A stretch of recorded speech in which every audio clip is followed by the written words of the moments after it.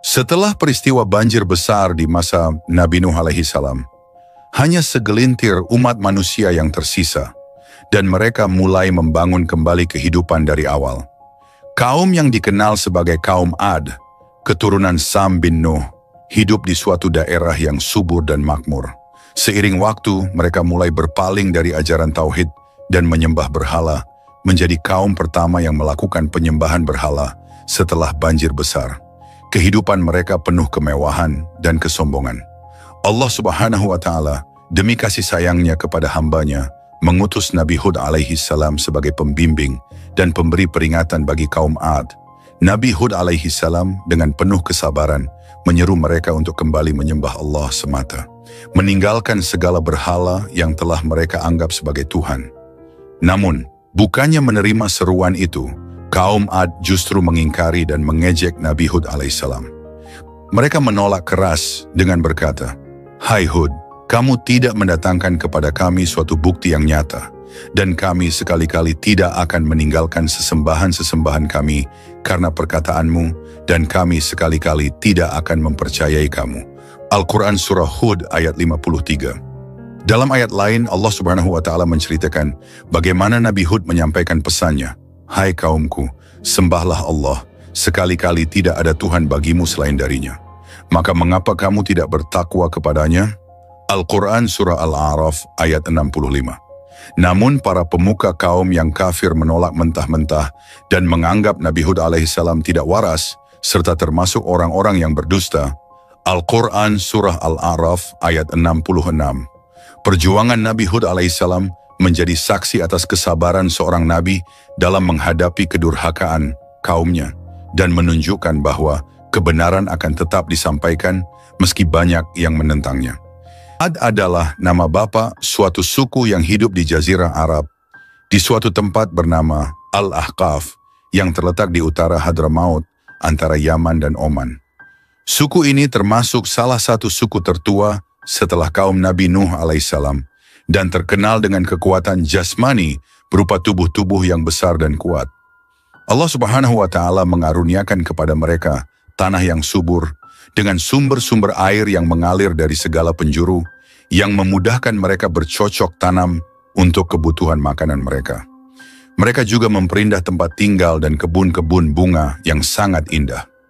Berkat karunia Tuhan, mereka hidup dalam kemakmuran, kesejahteraan, dan kebahagiaan, serta dalam waktu singkat berkembang biak menjadi suku terbesar di antara suku-suku lain di sekitarnya. Sebagaimana halnya kaum Nabi Nuh alaihissalam, kaum Nabi Hud alaihissalam, yaitu suku Ad ini, penghidupan rohaninya tidak mengenal Allah Subhanahu wa Ta'ala yang Maha Kuasa, pencipta alam semesta.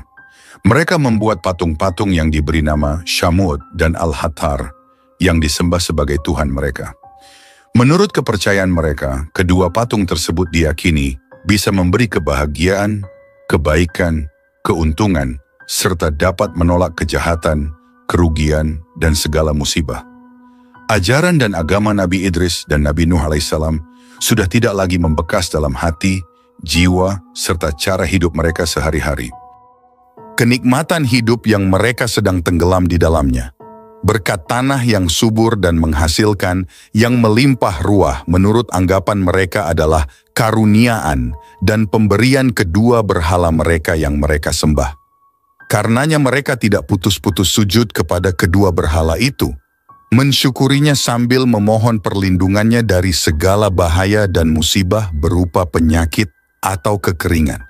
Sebagai akibat dan buah dari akidah yang sesat itu, pergaulan hidup mereka menjadi dikuasai oleh tuntutan dan pimpinan iblis, di mana nilai-nilai moral dan akhlak tidak menjadi dasar penimbangan atau kelakuan, dan tindak tanduk seseorang tetapi kebendaan. Kekuatan lahiriahlah yang menonjol, sehingga timbul kerusuhan dan tindakan sewenang-wenang di dalam masyarakat. Yang kuat menindas yang lemah, yang besar memperkosa yang kecil, dan yang berkuasa memeras yang di bawahnya. Sifat-sifat sombong, congkak, iri hati, dengki, hasut, dan benci-membenci yang didorong oleh hawa nafsu merajalela dan menguasai kehidupan mereka.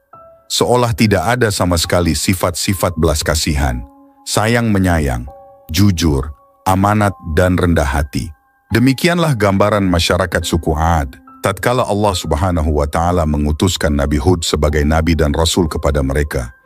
Sudah menjadi sunnah Allah Subhanahu wa Ta'ala sejak diturunkannya Adam ke bumi, bahwa dari masa ke semasa, jika hamba-hambanya sudah berada dalam kehidupan yang sesat, sudah jauh menyimpang dari ajaran-ajaran agama yang dibawa oleh nabi-nabinya, diutuslah seorang nabi atau rasul yang bertugas untuk menyegarkan kembali ajaran-ajaran nabi-nabi yang sebelumnya, mengembalikan masyarakat yang sudah tersesat ke jalan lurus dan benar. Nabi Hud diutus untuk mencuci bersih jiwa manusia dari segala takhayul dan syirik, menggantinya dan mengisinya dengan iman tauhid dan akidah yang sesuai dengan fitrah. Demikianlah maka kepada suku Ad yang telah dimabukkan oleh kesejahteraan hidup dan kenikmatan duniawi sehingga tidak mengenalkan Tuhannya yang mengkaruniakan itu semua. Diutuskan kepada mereka Nabi Hud, seorang daripada suku mereka sendiri, dari keluarga yang terpandang dan berpengaruh, terkenal sejak kecilnya dengan kelakuan yang baik, budi pekerti yang luhur, dan sangat bijaksana dalam pergaulan dengan kawan-kawannya. Nabi Hud memulai dakwahnya dengan menarik perhatian kaumnya suku Ad kepada tanda-tanda wujudnya Allah Subhanahu wa Ta'ala yang berupa alam sekeliling mereka, dan bahwa Allah lah yang mencipta mereka semua. Allah Subhanahu wa Ta'ala mengaruniakan mereka dengan segala kenikmatan hidup yang berupa tanah yang subur, air yang mengalir, serta tumbuh-tumbuhan yang tegak dan kuat. Dialah yang seharusnya mereka sembah dan bukan patung-patung yang mereka buat sendiri. Mereka sebagai manusia adalah makhluk Tuhan paling mulia. Tidak sepatutnya merendahkan diri sujud menyembah batu-batu yang sewaktunya dapat mereka hancurkan sendiri dan memusnahkannya dari pandangan. Diterangkan oleh Nabi Hud bahwa dia adalah pesuruh Allah yang diberi tugas untuk membawa mereka ke jalan yang benar, beriman kepada Allah Subhanahu wa Ta'ala, yang menciptakan mereka dan mematikan mereka, memberi rezeki atau mencabutnya daripada mereka. Ia tidak mengharapkan upah dan menuntut balas jasa atas usahanya memimpin dan menuntut mereka ke jalan yang benar. Ia hanya menjalankan perintah Allah dan memperingatkan mereka bahwa jika mereka tetap menutup telinga dan mata mereka menghadapi ajakan dan dakwahnya, mereka akan ditimpa azab. Bagi kaum Ad, seruan dan dakwah Nabi Hud itu merupakan risalah yang tidak pernah mereka dengar. Mereka melihat bahwa ajaran yang dibawa oleh Nabi Hud itu akan mengubah cara hidup mereka dan membongkar peraturan dan adat istiadat yang telah mereka kenal dan warisi dari nenek moyang mereka. Mereka tercengang dan merasa heran bahwa seorang dari suku mereka sendiri telah berani berusaha merombak tata cara hidup mereka dan menggantikan agama dan kepercayaan mereka dengan sesuatu yang baru yang mereka tidak kenal dan tidak dapat dimengerti dan diterima oleh akal pikiran mereka. Dengan serta-merta ditolaklah oleh mereka dakwah Nabi Hud itu, dengan berbagai alasan dan tuduhan kosong terhadap diri beliau serta ejekan-ejekan dan hinaan yang diterimanya dengan kepala dingin dan penuh kesabaran. Berkatalah kaum Ad kepada Nabi Hud, "Wahai Hud, ajaran dan agama, apakah yang engkau hendak anjurkan kepada kami?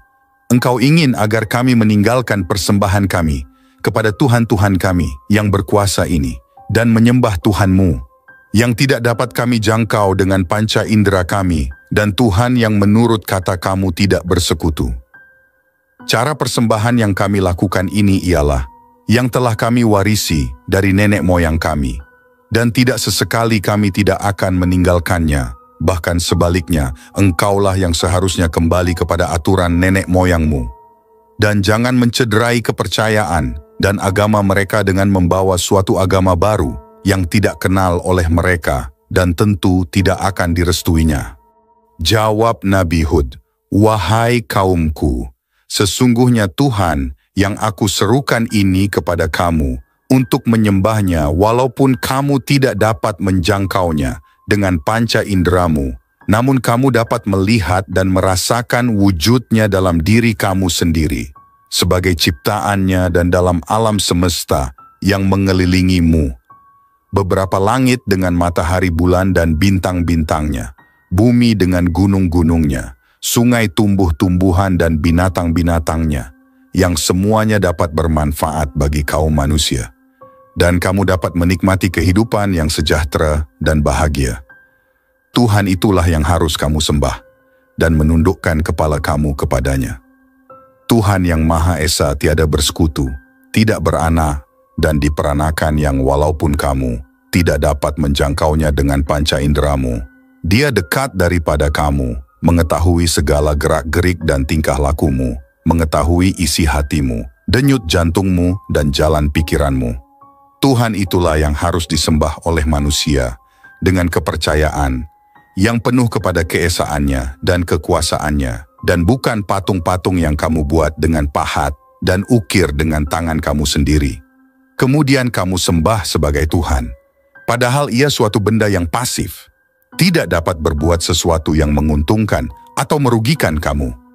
Alangkah bodohnya dan dangkalnya pikiranmu jika kamu tetap mempertahankan agamamu yang sesat itu dan menolak ajaran dan agama yang telah diwahyukan kepadaku oleh Allah Subhanahu wa Ta'ala, Tuhan yang Maha Esa itu. Kaumnya menjawab, "Wahai Hud, gerangan, apakah yang menjadikan engkau berpandangan dan berpikiran lain daripada yang sudah menjadi pegangan hidup kami sejak dahulu kala, dan menjadikan engkau tidak untuk meninggalkan agama nenek moyangmu sendiri, bahkan sehingga engkau menghina dan merendahkan martabat Tuhan-Tuhan kami dan memperbodohkan kami, dan menganggap kami berakal sempit dan berpikiran dangkal. Engkau mengaku bahwa engkau terpilih menjadi rasul pesuruh oleh Tuhanmu untuk membawa agama dan kepercayaan baru kepada kami, dan mengajak kami keluar dari jalan yang sesat menurut pengakuanmu, ke jalan yang benar dan lurus. Kami merasa heran dan tidak dapat menerima oleh akal kami sendiri bahwa engkau telah dipilih menjadi pesuruh Tuhan. Apakah kelebihan kamu di atas seseorang daripada kami? Engkau tidak lebih tidak kurang adalah seorang manusia biasa. Seperti kami hidup, makan, minum, dan tidur tiada bedanya dengan kami. Mengapa engkau yang dipilih oleh Tuhanmu? Sungguh engkau menurut anggapan kami seorang pendusta besar, atau mungkin engkau berpikiran tidak sehat, terkena kutukan Tuhan-Tuhan kami yang selalu engkau ejek, hina, dan cemoohkan." Nabi Hud menjawab, "Wahai kaumku, aku bukanlah seorang pendusta dan pikiranku tetap waras dan sehat, tidak kurang sesuatu pun, dan ketahuilah bahwa patung-patungmu yang kamu pertuhankan itu tidak dapat mendatangkan sesuatu gangguan atau penyakit bagi raga atau pikiranku. Kamu kenal aku sejak lama, aku hidup di tengah-tengah kamu, bahwa aku tidak pernah berdusta dan berbicara bohong, dan sepanjang pergaulanku dengan kamu tidak pernah terlihat pada diriku tanda-tanda ketidakwajaran perlakuanku, atau tanda-tanda yang meragukan kewarasan pikiranku dan kesempurnaan akalku.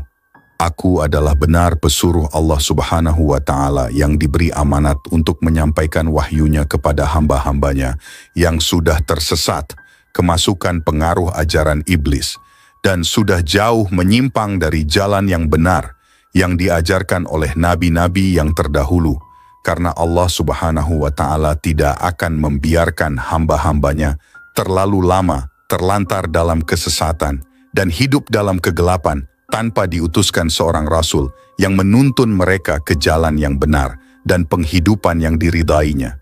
Maka percayalah kamu kepadaku, gunakanlah akal pikiranmu, berimanlah dan bersujudlah kepada Allah Subhanahu wa Ta'ala, Tuhan yang menciptakanmu, menciptakan langit dan bumi, menurunkan hujan bagi menyuburkan tanah ladangmu, menumbuhkan tumbuh-tumbuhanmu bagi meneruskan hidupmu.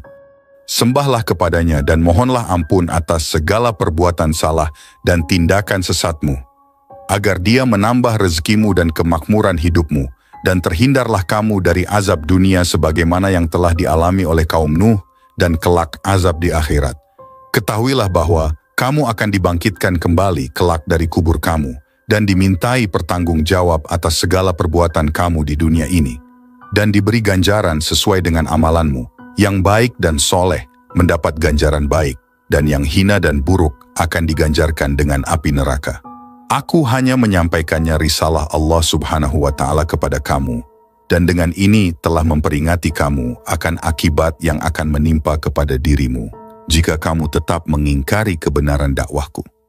Kaum 'Ad menjawab, kami bertambah yakin dan tidak ragu lagi bahwa engkau telah mendapat kutukan Tuhan-Tuhan kami, sehingga menyebabkan pikiran kamu kacau dan akalmu berubah menjadi sinting. Engkau telah mengucapkan kata-kata yang tidak masuk akal, bahwa jika kami mengikuti agamamu, akan bertambah rezeki dan kemakmuran hidup kami, dan bahwa kami akan dibangkitkan kembali dari kubur kami, dan menerima segala ganjaran atas segala amalan kami. Adakah mungkin kami akan dibangkitkan kembali dari kubur kami, setelah kami mati dan menjadi tulang belulang? Dan apakah azab dan siksaan yang engkau ucapkan untuk menakut-nakuti kami, dan mengancamkannya kepada kami? Semua ini kami anggap omong kosong dan ancaman kosong belaka. Ketahuilah bahwa kami tidak akan menyerah kepadamu dan tidak akan mengikuti ajaranmu, hanya karena bayangan azab dan siksa yang engkau bayang-bayangkan kepada kami. Bahkan kami menentang kepadamu, datangkanlah apa yang engkau janjikan dan ancamkan itu, jika engkau betul-betul benar dalam kata-katamu dan bukan seorang pendusta. Nabi Hud menjawab, baiklah, jika kamu meragukan kebenaran kata-kataku dan tetap berkeras kepala, tidak menghiraukan dakwahku, dan meninggalkan persembahanmu kepada berhala-berhala itu, maka tunggulah saat tibanya pembalasan Tuhan, di mana kamu tidak akan dapat melepaskan diri dari bencananya. Allah Subhanahu wa Ta'ala menjadi saksiku bahwa aku telah menyampaikan risalahnya dengan sepenuh tenagaku kepadamu, dan akan tetap berusaha sepanjang hayat kandung. Badanku memberi penerangan dan tuntunan kepada jalan yang baik, yang telah digariskan oleh Allah Subhanahu wa Ta'ala bagi hamba-hambanya. Matahari terasa lebih terik, panas yang menyengat mulai membakar bumi Al-Ahqaf, tanah yang dulu subur dan makmur. Tumbuhan layu, sumur-sumur mengering, dan ladang-ladang mulai tandus. Bagi kaum 'Ad, kejadian ini awalnya dianggap sebagai siklus alam biasa. Tetapi Nabi Hud alaihissalam datang membawa peringatan keras. Wahai kaumku, seru Nabi Hud alaihissalam, wajahnya menyiratkan kekhawatiran yang mendalam. Ini adalah peringatan dari Allah Subhanahu wa Ta'ala atas kesombongan kalian. Tinggalkan berhala-berhala itu, kembalilah pada Allah Subhanahu wa Ta'ala, dan mintalah ampun agar kalian terhindar dari bencana yang lebih besar. Namun perkataan itu tak lebih dari angin lalu bagi kaum 'Ad. Mereka memandang Nabi Hud sebagai orang yang menyebarkan ketakutan tanpa alasan. Salah seorang pemimpin kaum 'Ad, Samir, menatap Hud dengan tatapan sinis sambil menggeleng-gelengkan kepalanya. Hud, kau ini sudah mulai seperti orang gila. Kami sudah terbiasa dengan kekeringan. Ini hanya sementara. Lagi pula kita memiliki berhala-berhala yang akan menyelamatkan kita, ujarnya, penuh kesombongan. Kaum 'Ad memilih untuk tidak mengindahkan peringatan itu. Mereka malah mengerahkan segala upaya untuk meminta hujan kepada berhala-berhala mereka. Dengan upacara besar-besaran, doa, dan persembahan yang melimpah, mereka berharap kekeringan segera berakhir. Namun hari demi hari berlalu dan hujan tak kunjung turun.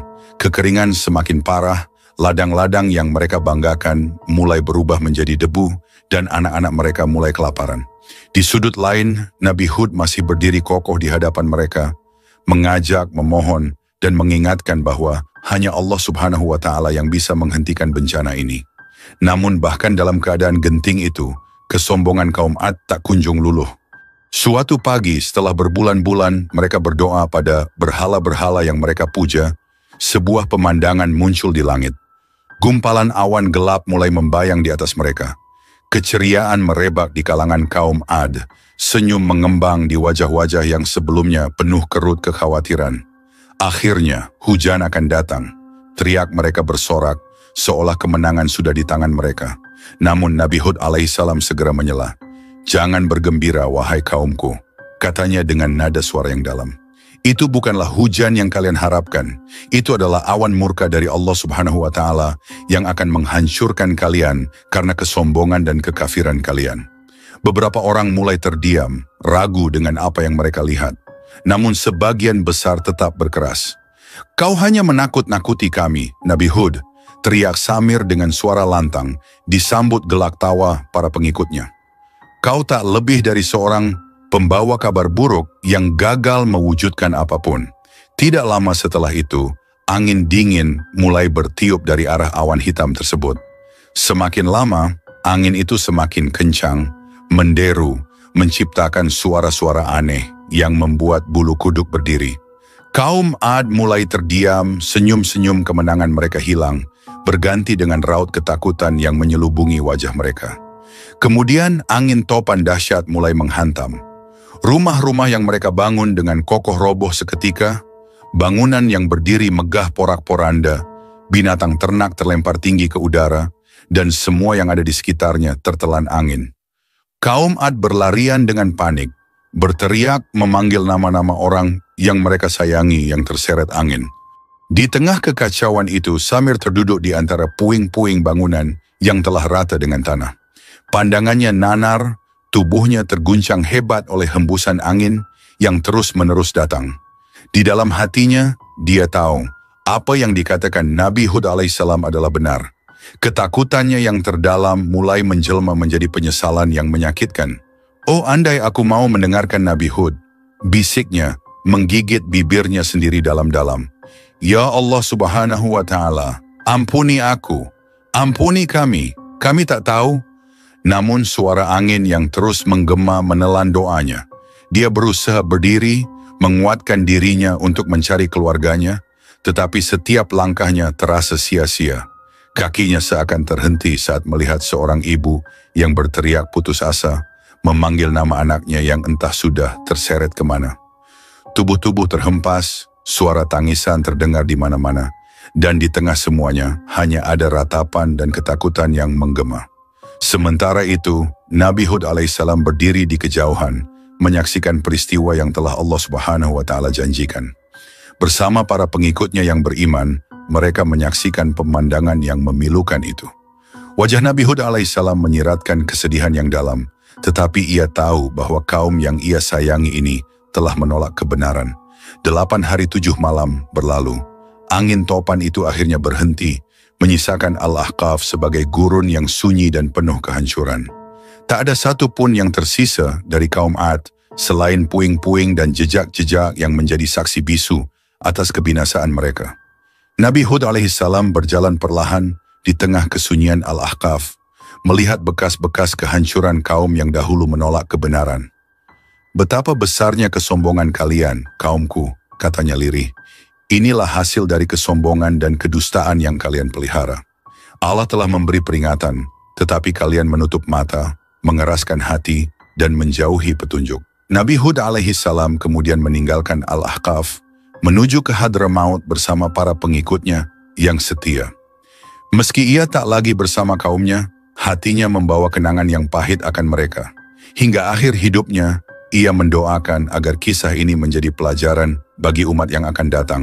Sebuah peringatan yang tak terlupakan bahwa kesombongan tak akan pernah mengalahkan kekuasaan Allah Subhanahu wa Ta'ala. Nabi Hud alaihissalam pun meninggalkan tempat itu dan berhijrah ke Hadramaut, di mana beliau tinggal menghabiskan sisa hidupnya hingga wafat dan dimakamkan di sana. Hingga kini, makamnya Nabi Hud alaihissalam berada di daerah Syi'ib Hud, sebuah lembah pasir yang berjarak sekitar 80 km dari kota Tarim, dikunjungi para peziarah, terutama pada bulan Sya'ban setiap tahunnya. Kisah Nabi Hud dalam Al-Quran. Kisah Nabi Hud diceritakan dalam 68 ayat di 10 surah, di antaranya surah Hud ayat 50 hingga 60, surah Al-Mu'minun ayat 31 hingga 41, surah Al-Ahqaf ayat 21 hingga 26, dan surah Al-Haqqah ayat 6 hingga 8. Nabi Hud alaihissalam memberi contoh dan metode yang baik yang patut ditiru oleh para juru dakwah dan ahli penerangan agama. Beliau menghadapi kaumnya yang sombong dan keras kepala dengan penuh kesabaran, ketabahan, dan kelapangan dada. Beliau tidak membalas ejekan dan kata-kata kasar dengan serupa, melainkan menolaknya dengan kata-kata yang halus, menunjukkan penguasaan emosinya tanpa kehilangan akal atau kesabaran. Nabi Hud tidak marah atau gusar ketika kaumnya menuduhnya gila. Dengan lembut beliau menolak tuduhan itu seraya berkata, "Aku tidak gila, dan Tuhan-Tuhanmu yang kalian sembah tidak dapat mengganggu pikiranku sedikitpun. Aku adalah Rasul Allah untuk kalian, dan aku adalah penasihat yang jujur bagi kalian, menghendaki kebaikan dan kesejahteraan hidup kalian, serta agar kalian terhindar dari azab dan siksaan Allah Subhanahu wa Ta'ala di dunia maupun akhirat. Dalam berdialog dengan kaumnya, Nabi Hud alaihi salam selalu berusaha mengetuk hati nurani mereka, mengajak mereka berpikir secara rasional dan menggunakan akal yang sehat. Beliau memberikan bukti-bukti yang dapat diterima akal tentang kebenaran dakwahnya dan kesesatan jalan mereka. Namun hidayah adalah dari Allah Subhanahu wa Ta'ala. Dia memberikannya kepada siapa yang Dia kehendaki. Jika berkunjung ke kota Tarim, Yaman, sempatkanlah berziarah ke makam Nabi Hud alaihissalam. Lokasi makam Nabi Hud alaihissalam berada di daerah Syi'ib Hud, sebuah lembah pasir yang berjarak sekitar 80 km dari kota Tarim. Untuk menuju makam bisa ditempuh dengan kendaraan darat sekitar 3 jam. Berdasarkan keterangan yang ada di papan komplek makam, tradisi ziarah ke makam Nabi Hud alaihissalam sudah berlangsung sejak 4.000 tahun lalu. Syahdan, Nabi Sulaiman alaihissalam dan Raja Iskandar Zulkarnain pernah berziarah ke sini, sebagaimana dituturkan oleh Ibnu Hisham, sejarawan Islam klasik. Sebelumnya tradisi ziarah ke makam Nabi Hud alaihissalam dilakukan setiap hari dan tampak ramai ketika musim panen kurma tiba. Sambil menjual hasil panen ke pasar terkenal yang berada di komplek makam Nabi Hud alaihissalam, tepatnya di Lembah Adam, masyarakat akan mampir ziarah ke makam Nabiullah itu. Sejak abad ke-10 Hijriah, Syekh Abu Bakar bin Salim mengubah tradisi ziarah ini. Semula setiap hari para peziarah mendatangi makam Nabi Hud alaihissalam, kemudian hanya dilakukan pada momen awal bulan Sya'ban, selama 3 hari dari tanggal 8 sampai 10 Sya'ban. Tradisi inilah yang berlangsung sampai sekarang dan disebut sebagai ziarah agung Nabi Hud alaihissalam. Seperti di komplek makam-makam Wali Songo di Indonesia, di sekitar komplek makam Nabi Nuh alaihissalam pun ada pasar yang menjual pernak-pernik khas Hadramaut, Yaman. Sebagaimana disebutkan para sejarawan, suku Ad merupakan golongan bangsa Arab Ba'idah, yaitu bangsa Arab yang data historisnya sangat sedikit sehingga sulit untuk diteliti. Penting diketahui bahwa secara periodik bangsa Arab terbagi ke dalam 3 generasi, yaitu Ba'idah, Aribah, dan Mustaribah. Generasi Ba'idah merupakan bangsa Arab sebelum Nabi Ismail. Mereka seperti kaum Ad, Samud, Jurhum, Madian, Imlaq, Jasim, Qahtan, Banu Yaqthan, dan sebagainya. Sedangkan generasi Aribah merupakan keturunan Ya'rub bin Yasjub bin Qahtan, disebut juga Arab Qahtaniyah. Sementara generasi Mustaribah, keturunan dari Nabi Ismail, disebut juga Arab Adnaniyah. Penjelasan ini bisa dilihat dalam Al-Bidayah wan Nihayah karya Ibnu Katsir dan Ar-Rahaqul Makhtum karya Syafiur Rahman Al-Mubarakfuri. Dari kisah ini kita belajar bahwa Allah Subhanahu wa Ta'ala selalu memberi peringatan terlebih dahulu, mengirimkan utusan dan memberi kesempatan untuk bertobat. Nabi Hud alaihissalam adalah teladan bagi kita tentang keberanian dalam menyampaikan kebenaran meski menghadapi penolakan. Semoga kita dapat mengambil hikmah dari kisah ini dan menjaga hati agar senantiasa rendah hati, patuh, dan beriman kepada Allah Subhanahu wa Ta'ala. Akhir kata, wassalamualaikum warahmatullahi wabarakatuh.